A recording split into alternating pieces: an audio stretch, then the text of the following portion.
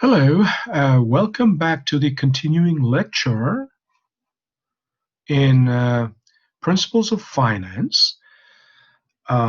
This is Dr. Jeff Holm, and we are continuing our discussion about IPO. So, in our last class, we started on this discussion. We briefly defined, IPO and what other ways of raising capital, equity capital. What other ways are there? And IPO is just, a kind of public offering. And then, other than that, there's rights offering. We talked about it, and also private placement. But we are mostly interested in the IPO. So we're going to be talking about the procedure. Okay, so IPOs are typically made by small, fast-growing companies that either require additional capital to continue expanding or have met a milestone for going public that was established in the contract to obtain venture capital funding. So here's the new term, venture capital. And of course, venture capital is sometimes also called, angels. I mean, it's just a metaphor. I mean, they like black swan, or fallen angels. All these things. They, I find it quite. The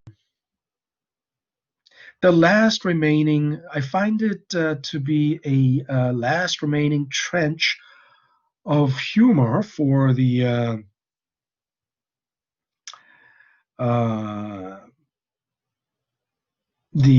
finance people, because, well, labeling this, I mean, this is quite literary, and but the metaphors are, in a way, a good analogy or allegory based on the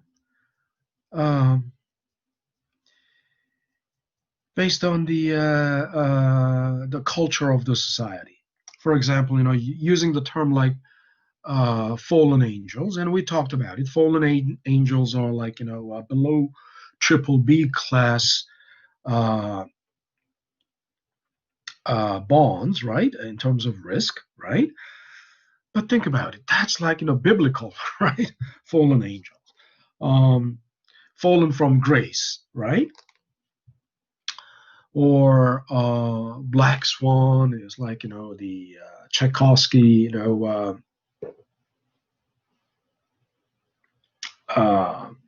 ballet, where the brothers are, or Swan Lake, in Swan Lake, other than the princess, all her brothers, princes, turn into black swans or something like that, right? And then, black swans are like harbinger of bad luck, or disaster, or but anyway, angels, in the same, because it's pretty much in the same context, right? For example, a startup who desperately need capital.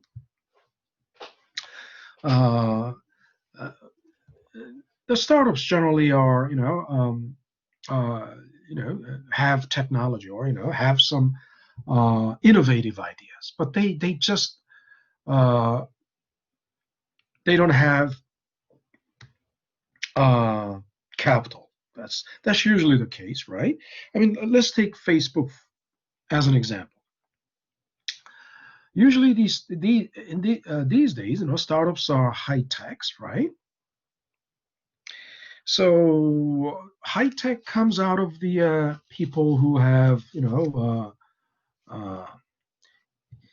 science and technology or engineering background, because of course, well, where else can it come out of? Can it come out of English literature or philosophy? Can it come out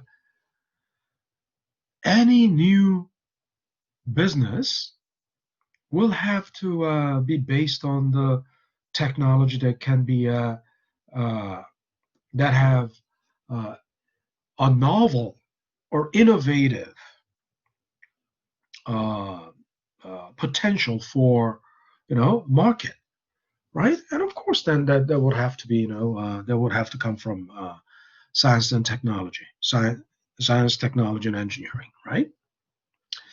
So these people are like have that uh, uh, you know great idea, great new innovative idea, about tech, in terms of technology, right? So um, they form a company. I mean, all the high tech started out as a from small, from their parents' garage, right? Uh, like Bill Gates, Microsoft, started building computers from his father's garage, and also Steve Jobs and Steve Wazinski, Steve Wozniak. I'm sorry, Wozniak. Wazinski. Steve Wozniak, Steve Jobs. They also started building computers from um, Steve Jobs' parents' garage, and Michael Dell, or the same thing. So Facebook also started out as a college dorm project, right, at Harvard.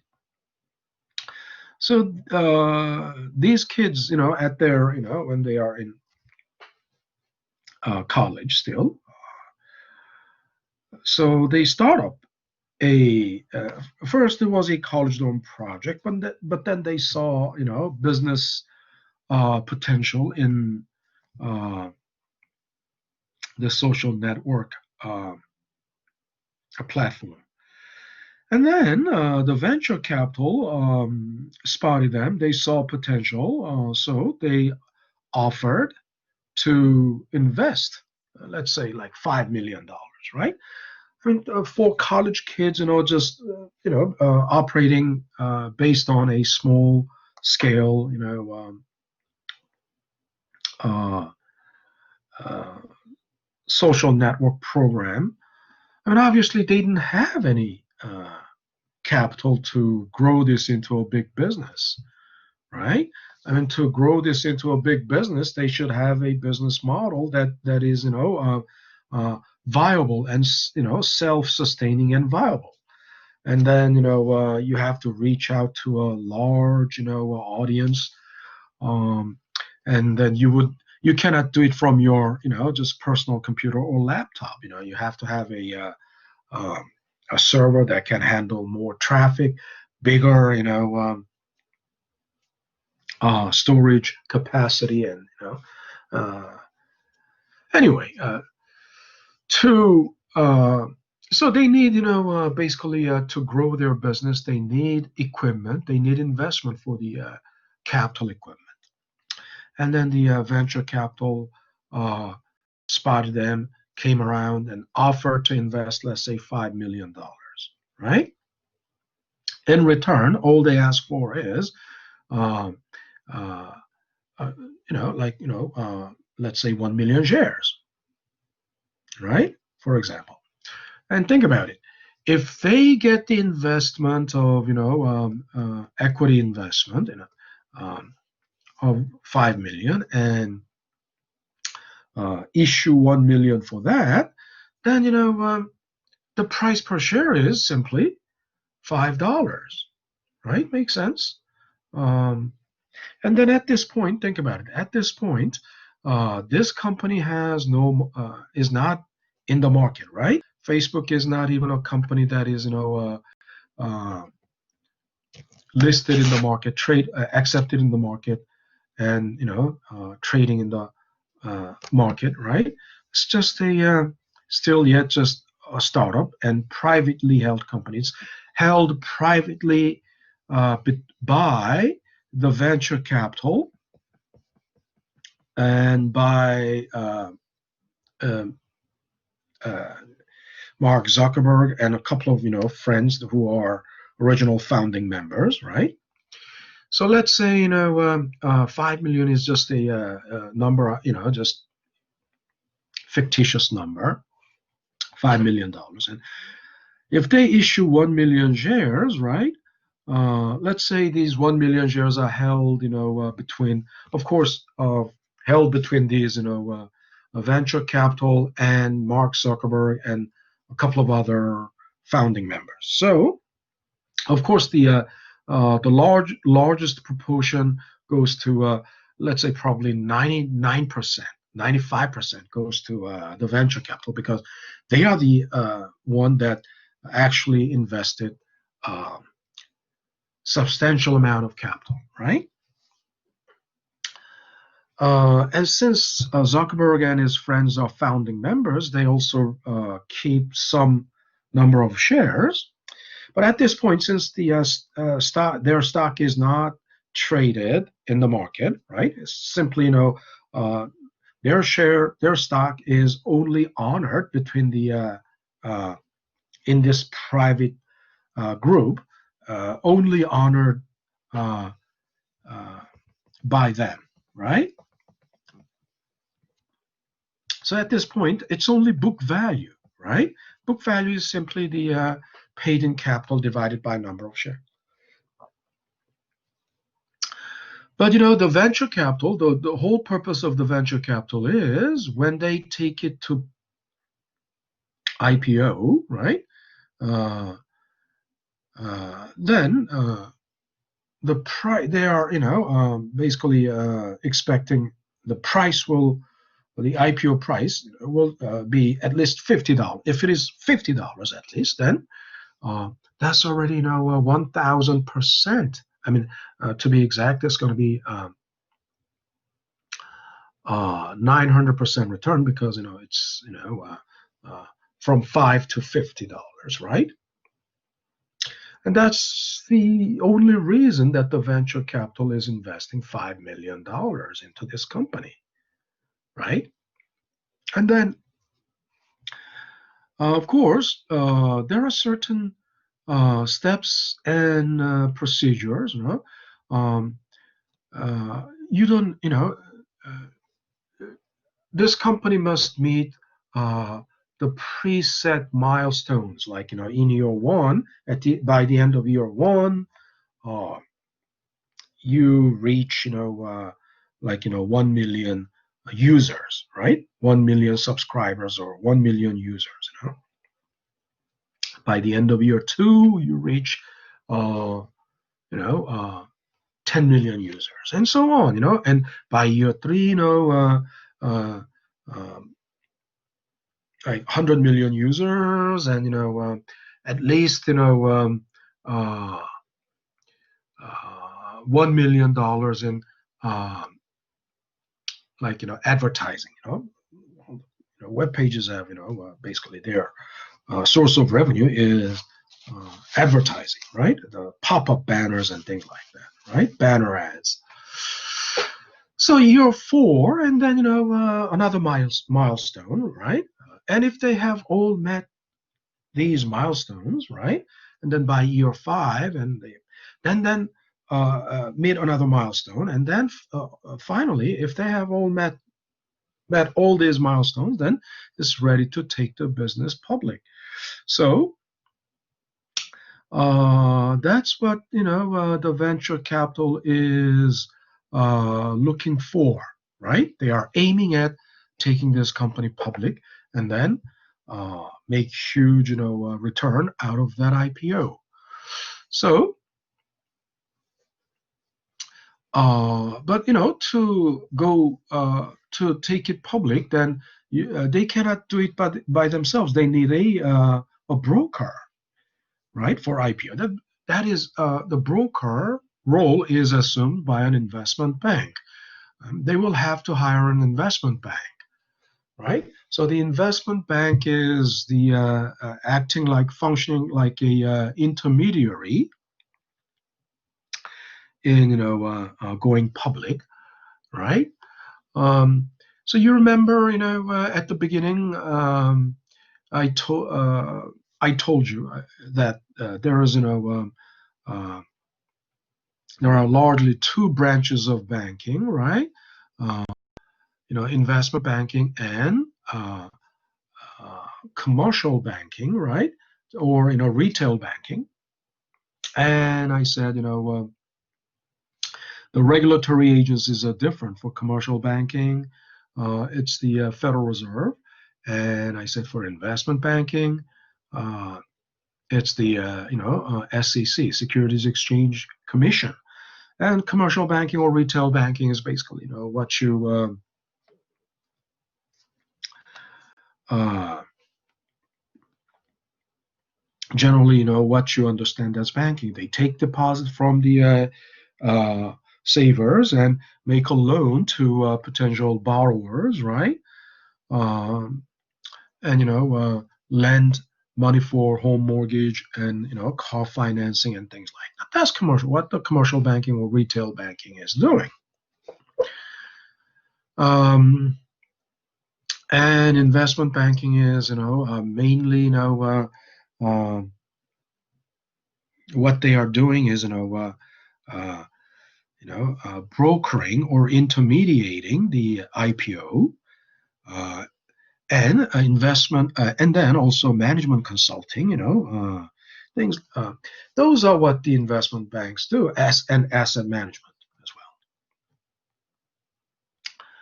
well. Now,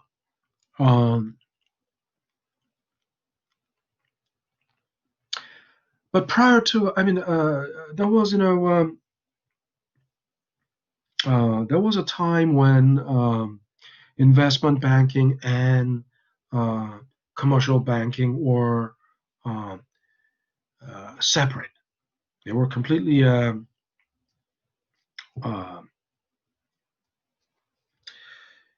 segregated or separated.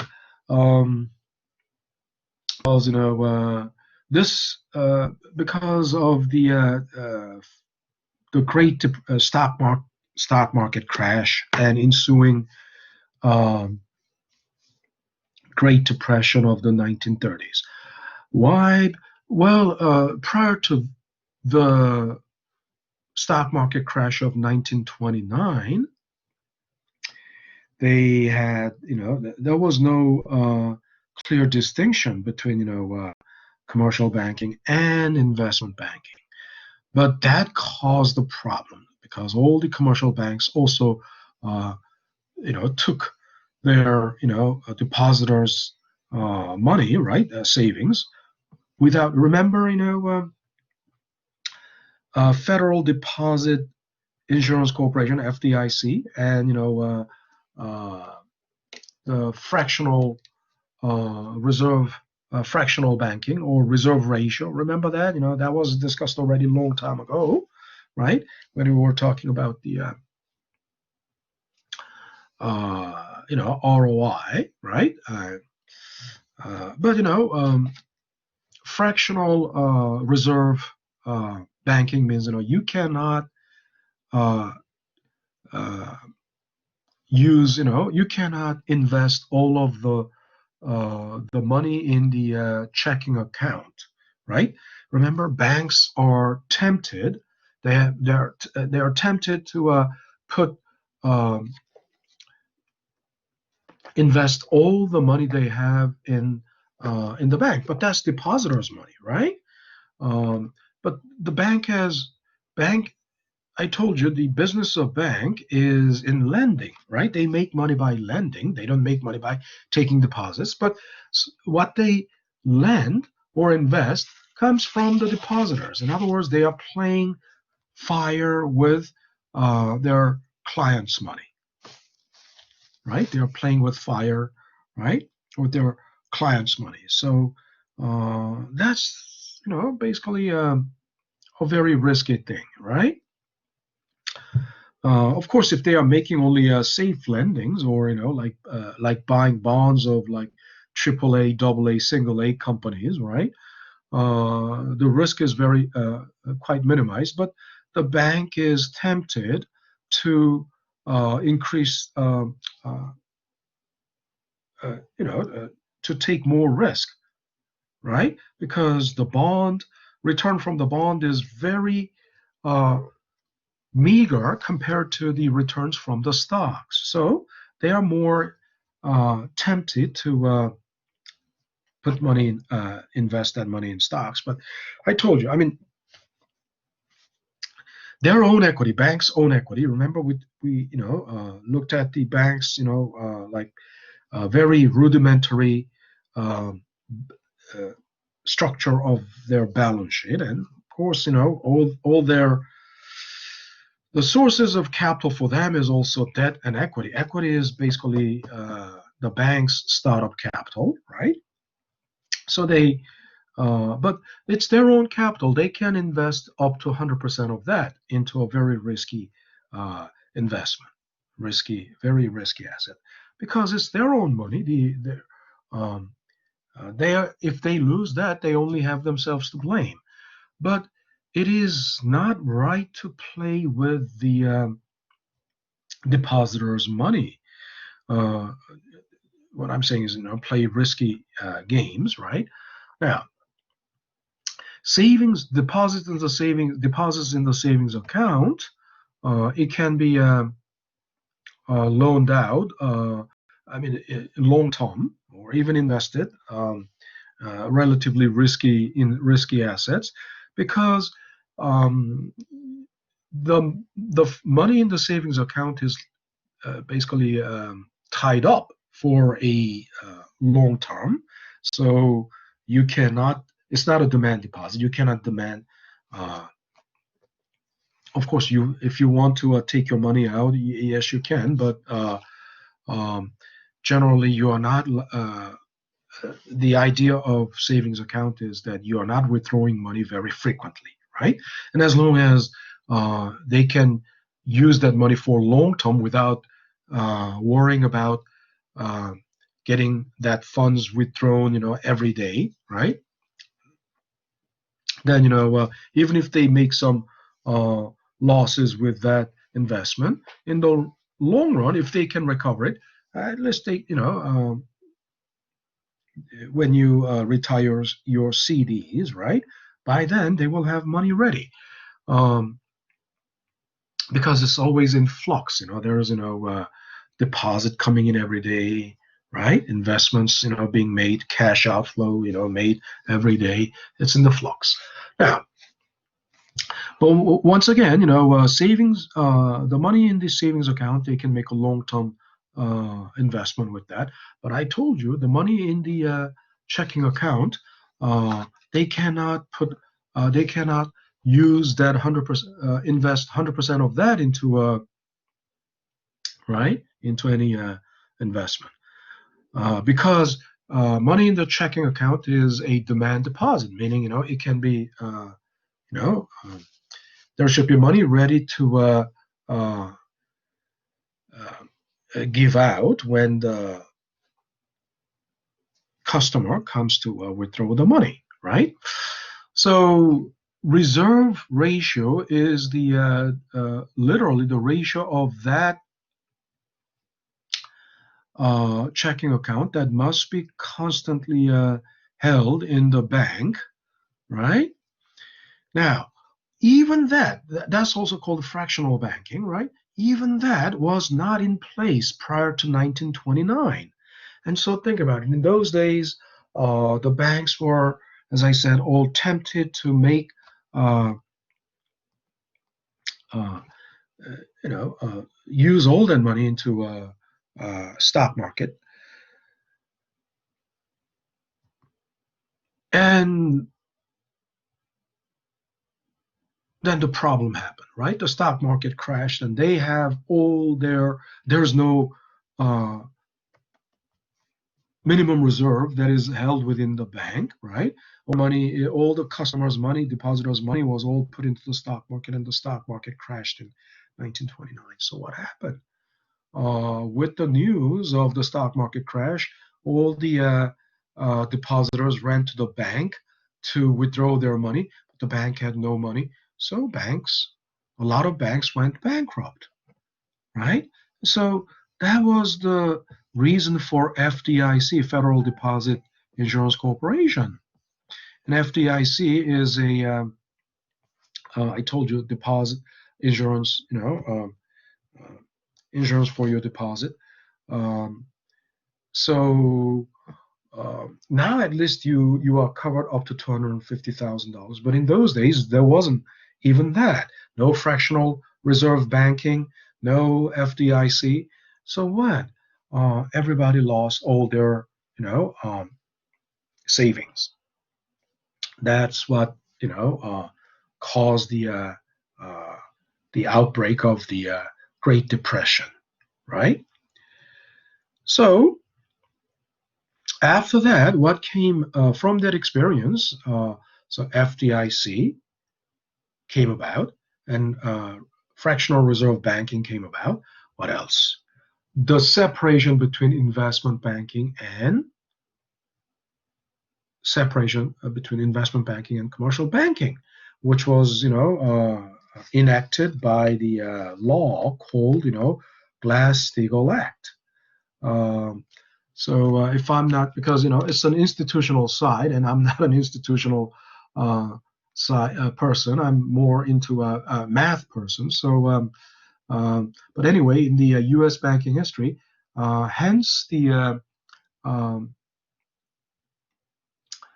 uh, the separation of investment banking and commercial banking.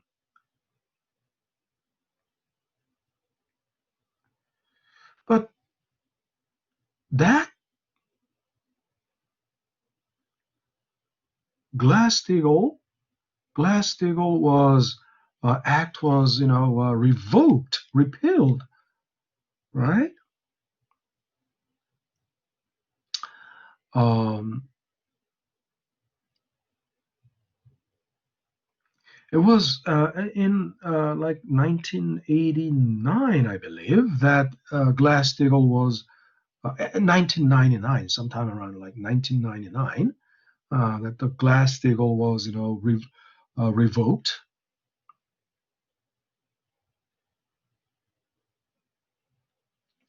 And that was, sadly, that was during the time of Bill Clinton's administration. I mean, Bill, it's not Bill Clinton who pushed for that. It's the Congress that pushed for that, right? Repealing, so. But then, the president has to sign that. So Bill Clinton signed it. But then that means the end of, separation between, commercial banking and uh, investment banking. What happened? Uh, so then there was no more,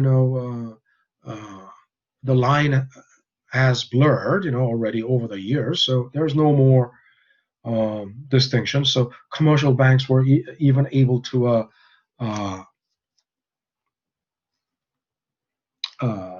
act as a like what encroaching into um, the realm of the investment banking. But that means what? More banks are becoming more prone to risk. I mean, more banks are readily willing to take more risk, and then what? 2007, finally, right? Financial crisis again, right? Once you repeal that regulation, right, regulatory measure, then it's again mayhem. It's again a total disaster. Of course, the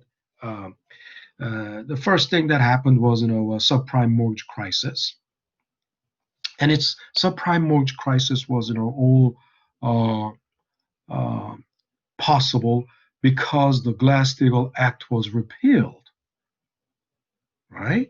And the banks were able to make this or participate in this mortgage-backed securities that eventually, exploded. So regulation is really, really, really, really crucial, essential. Because the banks are by its by nature, right? Banks are prone to uh, take more and more risk because the bigger the risk, the bigger the chances of higher return. The bigger and the higher return means higher compensation for the bank's management, right? But then think about it: they are not playing with their own money; they are playing with the client's money, bank customers' money, right? This is and then even from George W. Bush administration, there has been a lot of attempts to even privatize the Social Security. And what does that mean? There's not going to be government protected, guaranteed Social Security. All these Social Security funds will be uh, managed by you know profit-seeking private portfolio managers. And then what? If your money is entrusted with a portfolio manager, that means you're agreeing, right? You're agreeing to give them the full power to do anything with that money, but they're not taking any responsibility or accountability. I mean, if they lose all your money, because knowing the risk, I mean, it's basically understanding is if you are letting them handle your money, you're giving them a consent to play with fire, right? So then they are not being held accountable. You will be, responsible for that result because you gave them a consent. And this is the downside of deregulation. They praise as if deregulation is freedom. They uh, economic freedom. Or freedom is not. You think freedom is a wonderful word? It's a wonderful word if it is true to its real meaning. But they use the word freedom as a cliche. It's a cliche, right? It's like Uh, Of course, you have a freedom to be stupid. You have freedom to die. You have freedom to do anything. Uh, go out and without any masks and without any uh,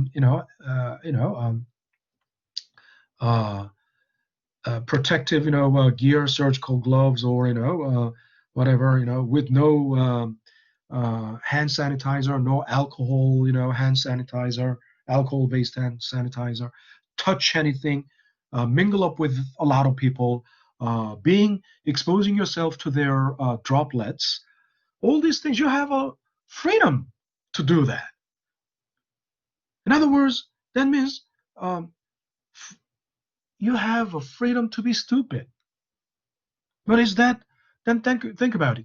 You have a freedom to be stupid, but also you have the freedom to be sensible. Or, I mean, it's not the freedom, but it's uh, you have the responsibility to be sensible, right? So, um, the deregulation was a big, word that the uh, Republicans, or Trump administration or any Republican administration like to use because they always want to privatize the Social Security. Why? Because the financial industry, the Wall Street, is all bright. They have lobbyists. They are lobbying the Congress, especially the GOP, the Republicans, and they corrupt. Lobbyists are basically cancers. They corrupt the politicians and the Wall Street and the 1% wealthy top 1% wealthy, large corporations, they hire the army of lobbyists, and through lobbyists, they pay these politicians, they bribe these politicians. That's what corrupts. Money corrupts the politics, and um, left and right. I mean, it's not the part. There's no meaning in party line. I mean, Democrats are also taking money from the lobbyists. Republicans more taking money from the law, because Republicans are basically the ideological platform of the Republicans are uh, very well aligned with the large corporations, right? Or the wealthy.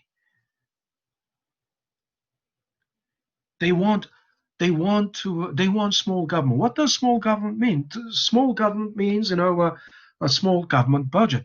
To have small government budget, what do you have to do? You have to slash all the government functions, government expenditures.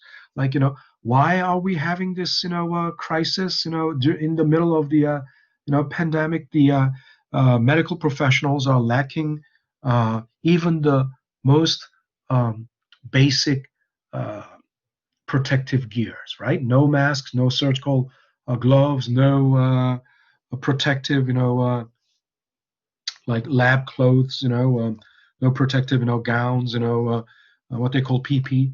Why? This is all. This is something that has to come from the, public funding, right? Like CDs, because it's not like pandemic happens every day, right? It's not like private hospitals, private uh, medical practices always have these uh, you know uh, uh, medical uh, infrastructure, like ventilators and things like that. So who should be, because it's not happening every day. If it is happening every day, they will all have it. But then it's like a war. War doesn't break out every day, but uh, the country has to maintain a decent level of military force, right? Military forces to be, because the war ha, ha, the war breaking out is like the probability, the odds of war breaking out uh, is very low. Let's say uh, it's not like at a trigger point. Uh, but even for that 1% probability, or even for that 0.1% probability, that's why we have to maintain a large military, right? If you think military is a waste of money, public money, I mean, military is basically funded by the taxpayers' money, right? Tax revenue, and there's no war going on. Why do we have? But if you slash the military and something happens, even uh, you won't be prepared for that. And also, like uh, but that's what the Republicans are uh, favoring: small government. Small government means, oh, CDC is a waste. We're not having, a pandemic, uh, you know, uh, every day. So all these budgets for CDC research, pandemic research, and preparation for something like this is all waste of, uh, you know, tax payers' money. So they slashed the budget. What about EPA, Environmental Protection Agency? They slashed the budget for a lot, because environmental EPA has been publishing reports against uh, all these giant corporations that are polluting the environment. And so these giant corporations, coal, oil industry, coal industry, or whatever, mining industry. Um, um, they use the lobbyists. They send lobbyists to the Washington D.C. and uh, make contribution, political contribution donations, to these corrupt uh, congressmen, senators, mostly GOP Republicans, Mitch McConnell, Lindsey Graham, all these people are, you know, not the people's politicians, but they are politicians for the big businesses. NRA, gun lobbyists, all that. But then think about it. So I kind of digressed a lot. But what I'm talking about is the line between investment banking and the commercial banking have been blurred.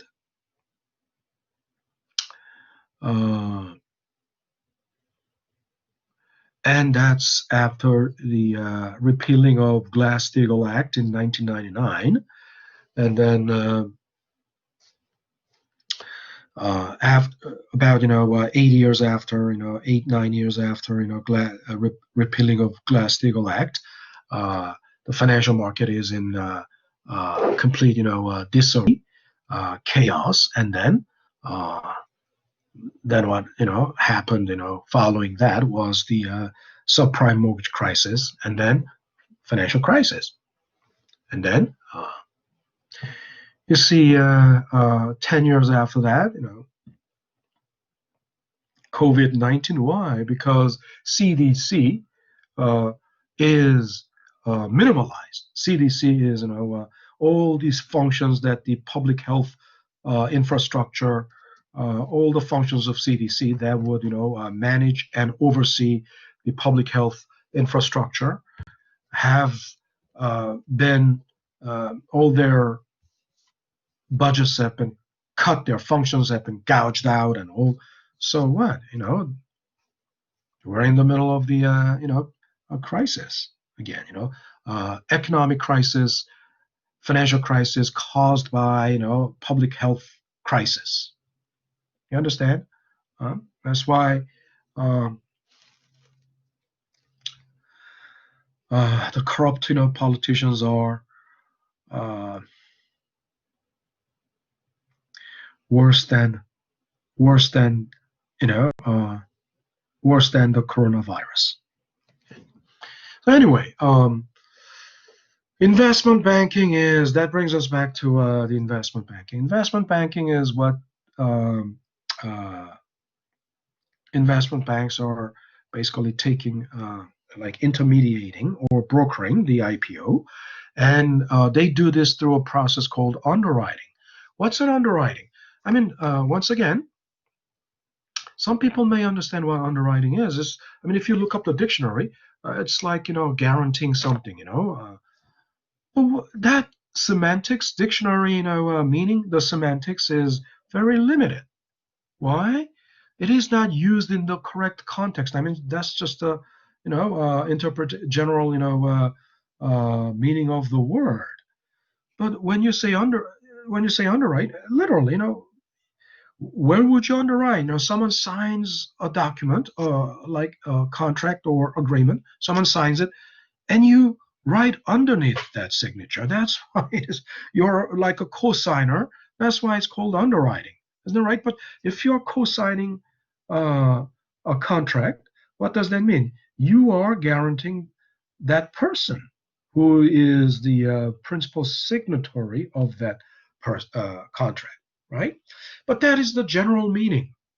What does it mean exactly in the context of IPO? Well, underwriting means actually, let's take a look at this. Underwriting is like, investment banks buying the IPO shares from the issuing company. Okay, so let's think about it. So Facebook is now going public, right? First, their IPO, and of course, before IPO, the investment bank and the issuing company discuss.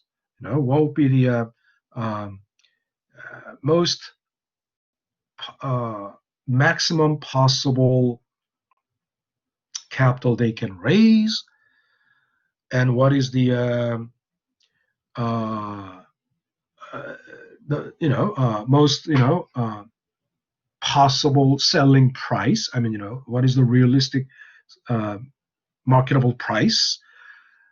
And based on that, okay, so if potentially Facebook can raise, $50 billion or 10, let's just make it, yeah, $50 billion. I mean, $10 billion. Let's make it easier to work with. $10 billion out of this. Uh, then how much should the price be? I mean, how much should the par value? I told you in stock, par value is the initial, right? IPO price is the par value. What should be the par value? Is $1,000 par value uh, doable? No, it's not doable. Let's say, oh, so then what should it be? $100, maybe $100. Okay, let's say 100, because if it is $1,000, it's not marketable.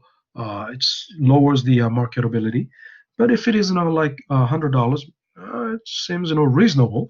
Okay, if the par value is $100, then issuing price, I mean initial price is $100. Then to raise $10 billion, how many shares to issue? Of course, 10 billion divided by 100, right? So that will be 100 million shares. So they will print 100 million. I told you, printing and administrative floating the stocks, floating is called floating. I told you flotation, right? Printing the stocks and making announcement, uh, uh, and they have something called roadshow before IPO. It's roadshow is like public relations stunt. So they decided to issue 100 million shares at $400 per share. Then if you multiply them, that's going to be if things go well, and if things go well as planned, then $100 times 100 million will be $10 billion. Okay, but now next question: is there any guarantee that all those 100 million shares will sell? Is there any guarantee? Um, well, the investment bank has counseled the issuing company. So this number would be a feasible number. I mean, it would be a realistic number. I mean, if it is really, really just a far-fetched number, there's no reason for using I mean, how can investment bank be um, give any expert uh, opinion about this? It must be most likely, a feasible number, but there's no guarantee, 100% guarantee it will all sell. What if it flops? I mean, more recently, like, early this year, I guess, early this year or late last year, there was a failure of, in IPO of a company called WeWork. I don't know if you've ever heard of that company. It's um, it's an office sharing platform, right? Like what's that called? I mean, you travel. Just it's at the tip of my tongue, but if you travel instead of Airbnb, right? Just like Airbnb, this is or car sharing platform like Uber, right? WeWork is an office sharing platform, and then public, right? But it was a total disaster. For example, let's say 100 million shares, not even half. I don't know what exactly got sold, but not even half. Uh, so it was a total disaster, right? But it's not like they didn't use higher investment bank. I mean, that they must have. The investment bank uh, advised them to, this is the potentially maximum capital you can raise. The price should be, this would be a marketable price, etc., etc. But still, it flopped. Still, it failed, right? Um, and then um, the venture capital will lose a lot of money, right? So this is the thing. I mean, although the investment bank says this is doable, but there's no 100% guarantee. So from the issuing firm, right? What guarantee? It doesn't have any guarantee. Usually, it's like hiring a lawyer. When you hire a lawyer, uh, is there a guarantee that they will win? I mean, you will win the case. Uh, all they say is that I'll do my best. We'll do our best. There's no guarantee, but we'll do our best. It's called, best effort agreement. And then if you lose, then uh, they don't pay you back any. You have to write a retainer. Retainer is basically a contract to hire a lawyer, and you pay a lot of money. And even if they lose the case, they don't return you the money. They just keep the money.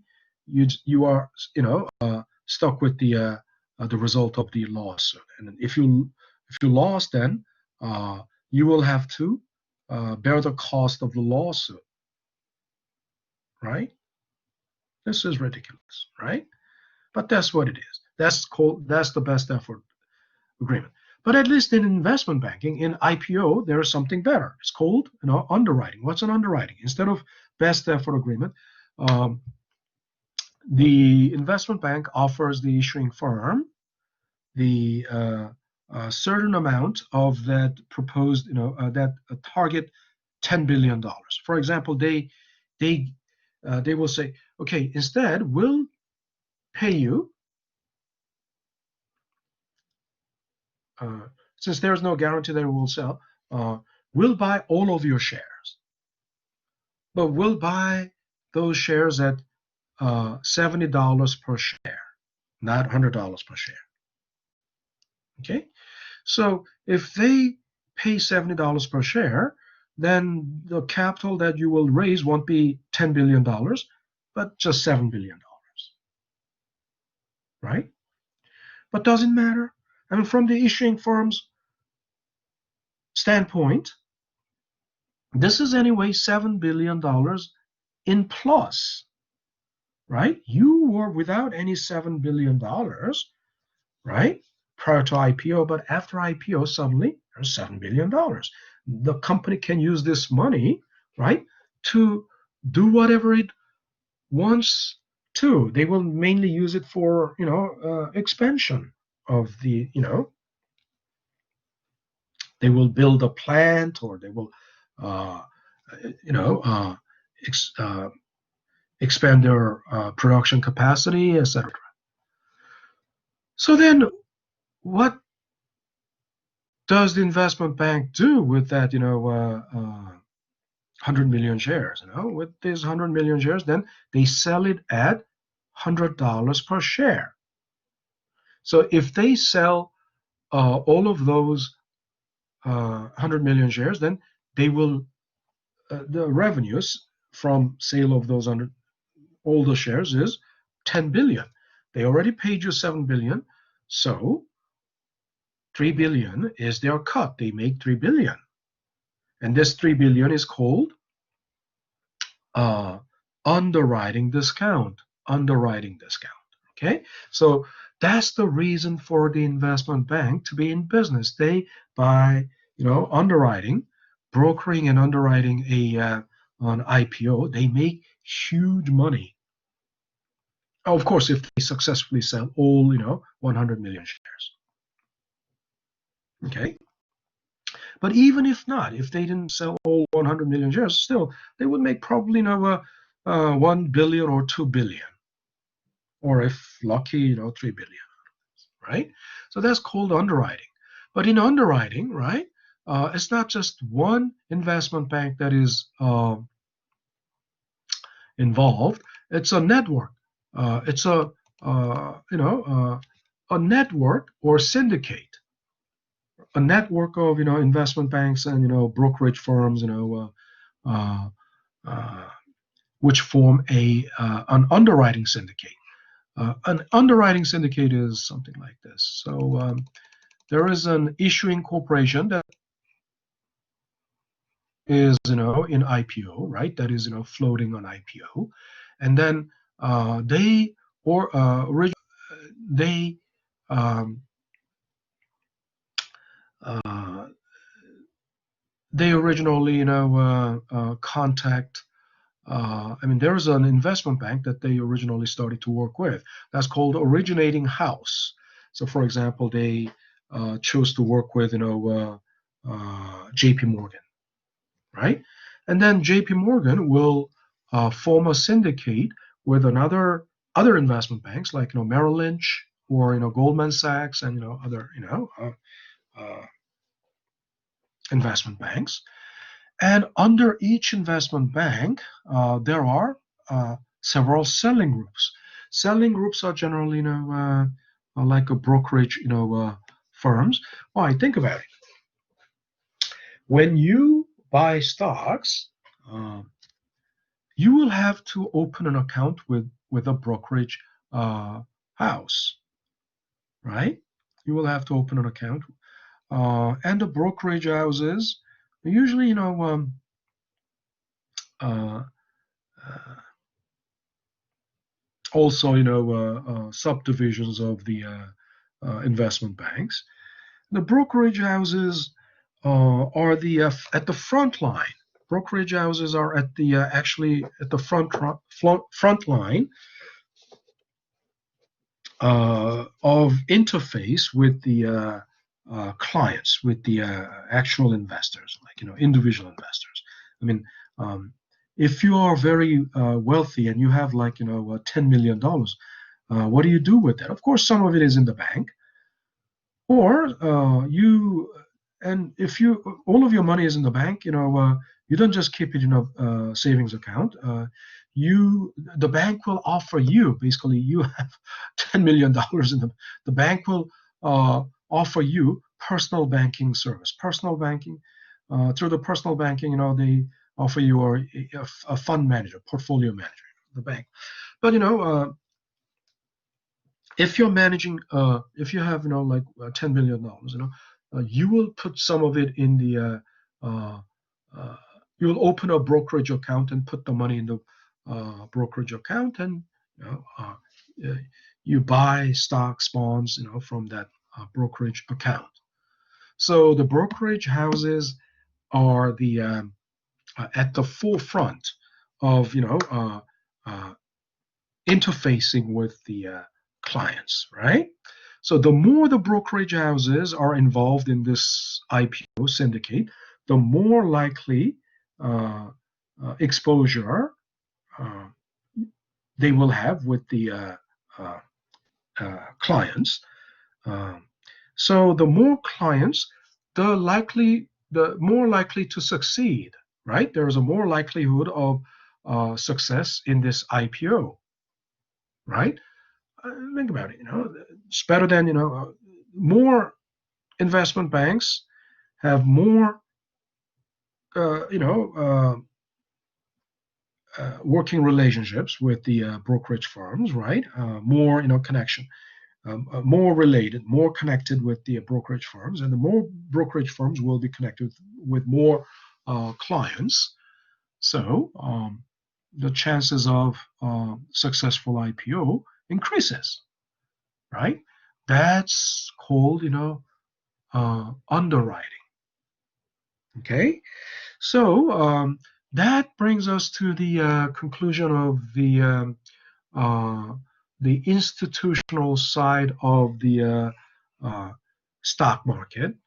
But this is not institutional aspect, as I said, is not the main thing we want to uh, uh, do, because, as I said before, I'm not an institutional person. I'm more into the mathematical aspects, mathematical modeling of the uh, you know uh, especially financial market, especially the asset valuation. So the time is almost up. So we will continue with the we're going to start on the stock valuation models in the next class. Okay.